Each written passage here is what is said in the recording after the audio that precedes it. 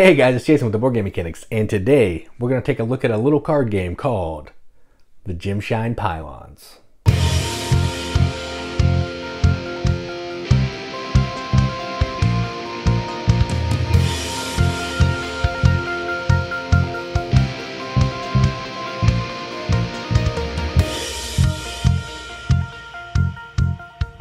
The GemShine Pylons is a game for 1 to 4 players where you're taking, it's from Game Elemental Games, and what you're doing in this is you are trying to build these pylons, which are basically going to be pillars. They look like pillars. And you're also trying to get certain decorations on those pillars to score points. The way you're going to do that is by drafting cards, by paying either a pylon or some gems, and then using the gems to, or the cards with certain characters to be able to recruit the decorations. It's confusing to discuss. It's because there's a lot kind of going on in this little card game. So I'm not going to try to talk about it anymore because what I just said was awful. So let's just go down to the table and we'll see how it plays. All right, so here's a game of the GemShine Pylons, all set up for 2 players. To set up, you're going to give each player 4 gems, a random pylon, which is basically a card off the deck face down. You're going to flip out 5 face up. You're going to put the setup card here with a random gem on top, give each player 4 gems, and you're going to have the decorations and the stacks according to the number of, I forget what those guys are called,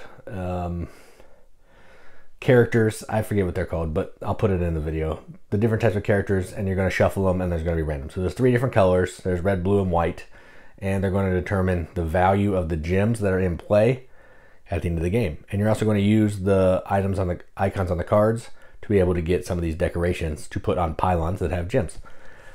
So that's the game. That's the setup. So let's play. So on your turn, you have one of 3 actions. You can pay gems or pylons to take a card from the market and do the action. So if I wanted to take this card, I could discard this pylon from my area here, and I could either put a decoration on a pylon that has a gem, or I could put 2 blue gems on 2 of these symbols right here. I don't have anything to do that with, so I'm not going to do that.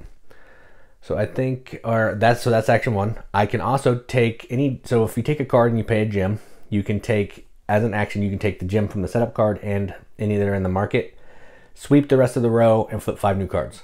That's how you're going to be getting new gems. I'm not going to do that.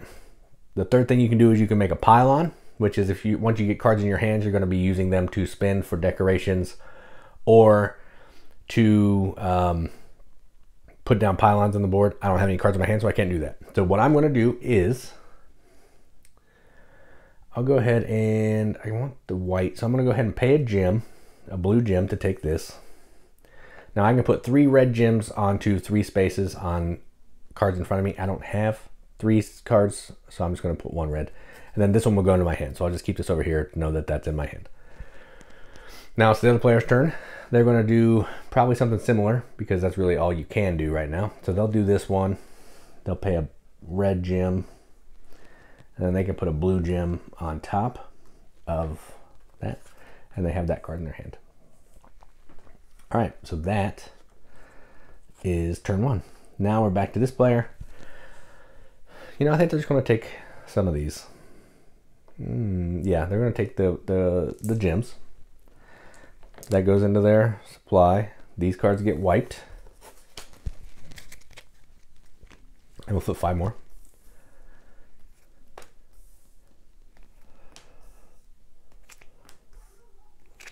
All right, and then it's that player's turn because that is their whole turn. Oh, and I got to get a random gem from the bag for the setup card. So there's always at least 1 gem on display, so you can always take that action should you want to. Let's see. I'm going to pay 2 gems, which is a lot, but this is going to let me bring in 3 additional pylons from the deck in front of me, so I have more options. So now I have 3 pylons in front of me, and I now have a card with 2 reds and 2 blues, which is good. This player's turn, they have a lot of gems, so I need to get some pylons. So I'm going to go ahead and turn this one into a pylon. so I can have some options. All right, so that is back to the other player. They don't have any gems, so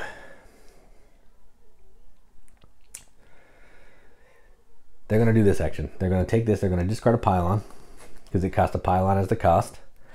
And they are going to bring in a decoration, which they can only do the 2 red, because they have to discard a card. So they'll discard this card with the 2 red characters. And this card goes into their hand.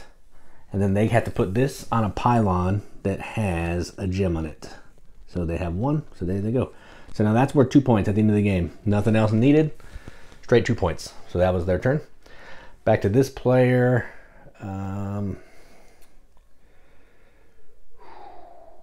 Rough. And I'm going to pay a gem.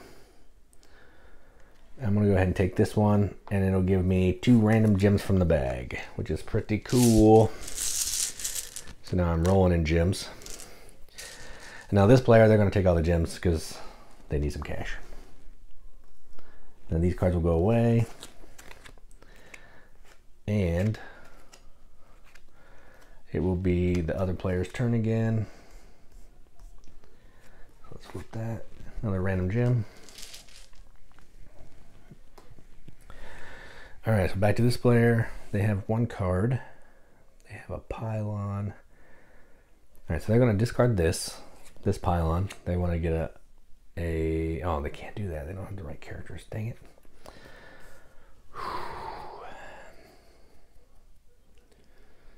All right, so they're going to do this. They're going to pay a gem, a red gem. And no, they don't want any of that. Terrible. Fine. They're going to pay a red gem, and they're just going to bring in 2 more pylons for their board. This takes up a lot of table space, so I'm just going to try to arrange it so it's not out of control. And that was their turn. Back to the other player. They want to get some stuff. So they're going to pay this red, and they're going to take this card. So that will let them put 3 blue ones down, which they can do. So blue, blue, blue. All right, sweet. But now they're out of gems again. Back to this player, the first player.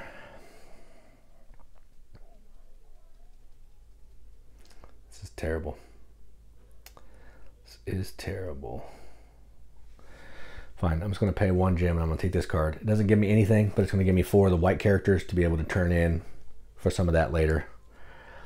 Okay, so that was their turn. They have to take all the gems because they have nothing to do. They'll do this. They'll get rid of this one. So you can discard pylons with gems. Gems go back in the bag. Pylon just gets discarded. They'll take this one, and they're going to get 2 random ones out of the bag. So that's going to give them some gems so they don't have to pass. Blue and white. All right. And then they get this card. And then it's this player's turn. I don't want to do any of this. So I think they're going to sweep. So they'll take all the money and discard and refill. All right, so this is how the game's going to go in a 2-player game, a solo or a 2-player game, until you hit this card down here. What this means is if the round, this would come up during this player's turn. We would reshuffle all the cards, they would get to keep taking their actions, and then once it gets back to the first player, the game's over. So in a 3 or more player game, you would shuffle it, and then go through it again, and then you would end it.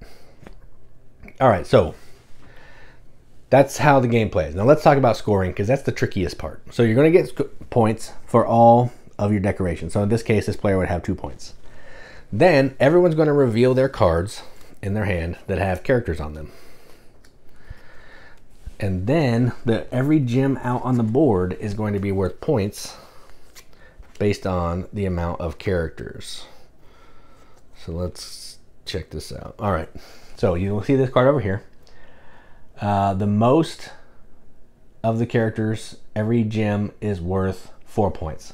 So every white gem that's out is worth 4 points. Nobody has a white gem out, so that's nothing. Again, the whole game will be played, so there'll be more gems and more pylons and all that. I'm just showing you. Then there's a tie here. If there's a tie, it's the most gems that are out, I think. There's a tiebreaker rule, but I'm just going to say we're going to share the points for the least. So it would be 1 point for all the red and blue. So that'll be 1, and they would get 3. That might not be correct. The rules are in the rule book on how the ties work, but that's effectively it. So that's the only way you're getting points is by playing the decorations and by the cards that are played at the end for all the gems you have out on pylons or decorations. And whoever has the most points is the winner. That's how you play the GemShine Pylons. Let's go up the top, see what you think about it. All right, well, that was the GemShine Pylons. So my description of it at the top was terrible. So you can kind of see how, you saw how it played during the playthrough. And I think that's going to give you a better understanding and idea of what this game is and what it does. So the cards are basically multi-use cards. You're using them to either be a pillar, which is face down, or you're going to draft a card from the market row by paying a pylon or a gem and get the special ability on it. And then the card may have some representatives that you're going to be able to spend to get decorations. And also the representatives you have left in your hand at the end of the game are going to determine how valuable all of those gems that are out on the table are. So in the overview, it didn't come across that way because I only played like 4 or 5 rounds. And I didn't have a bunch of gems or pylons out. But at the end of the game, you could have, 20 gems out in all different colors. And I may have 8 white ones, and you may have 7 blue, and you had a whole bunch of blue, but you thought you didn't know I had 8. So it's going to bring all those gems from 4 points down to 2. And that is painful and rough. So trying to figure out how you're going to use these cards, when you want to use them as a pylon, when you want to draft it from the market, when you want to discard a pylon to be able to do these actions. There's a lot of thinky decisions in this game for a little tiny card game. There's also a solo variant, which I haven't played. And there's some rogue factions, which is a cooperative mode, which I also haven't played. I've only played the competitive mode, which I showed you in the overview. So I can only speak to that. But the other ones, there are special cards that come in when you want to play those styles, and they're in the rule book. So yeah, this is a cool game. It's going to hit Kickstarter on March 30th. I'll put a link to the project in the video description so you can check it out should you be interested in this game. And I'm going to give this a BGM accepted seal. I'm going to give this a 7 out of 10 on BGG, which is a 3.5 out of 5 wrenches on our arbitrary wrench scale. That means absolutely nothing, but we like to give it to games that we enjoy. So that's what I'm going to do. So that was the GemShine Pylons from Game Elemental. And I am Jason with the Board Game Mechanics. And as always, keep gaming.